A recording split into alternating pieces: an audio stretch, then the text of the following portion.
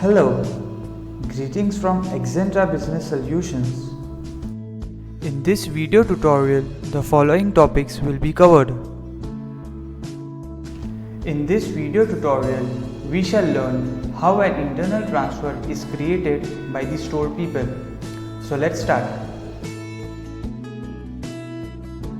Here in the users, as you can see, we have created two users for store 1 and store 5 respectively.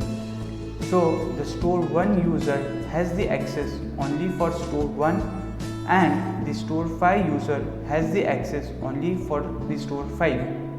So while creating an internal transfer, the store 1 user can only see the internal transfers related to store 1 and the store 5 user can only see the internal transfers related to store 5. So let's take an example. Store 5 wants some stock from store 1. So we'll make an internal transfer.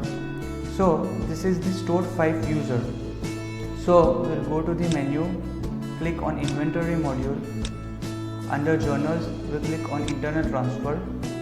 Here we'll click on this create button to create a new internal transfer. Now here we'll enter the warehouse from where we want to transfer the products. So here we'll enter store 1 and here we'll enter store 5. Now here we'll add the products that we want to transfer. Select this, enter the quantity, let's say 2. Click on the save button.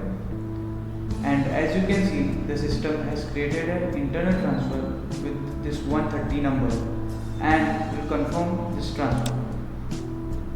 Now as you can see, the status has shifted from dark to in progress. Now if we click on this pickings, you can see a receipt document has been created. Now I will shift to the new tab for store 1 user. This is the store 1 user and here in the internal transfer, as you can see, this internal transfer with 130 number which was created by the store 5 user. Now we'll click here and click on pickings and here as you can see, a delivered order has been created. Now we'll click here and here you have the option to set the quantity as reserved or as initial demand.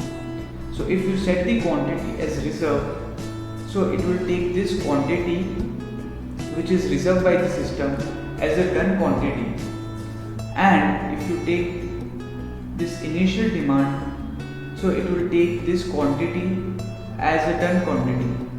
For now we click on reserved quantity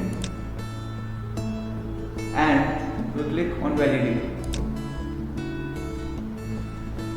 Once you have validated, you can see the status has changed to done. And here in the ICT, the item is being shipped. Now I will shift the tab again to the store 5 user. So this is the store 5 user. We will click here, click on edit, and here in the done, we can enter the quantity that you have physically received from store 1. Now let's say instead of this 2 quantity, you have only received 1 quantity. So here in the done, you can enter 1 and click on save button. And here you can click on validate. Now if you click on validate, the system will ask you whether you want to create a back order or no. But if you select no back order, then you will receive the entered quantity, that is 1, but the internal transfer will be in discrepancy status.